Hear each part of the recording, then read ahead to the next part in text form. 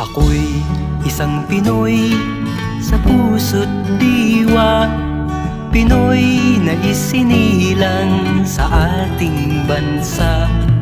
Ako'y hindi sanay sa wikang mga banyaga, ako'y Pinoy na mayroong sariling wika.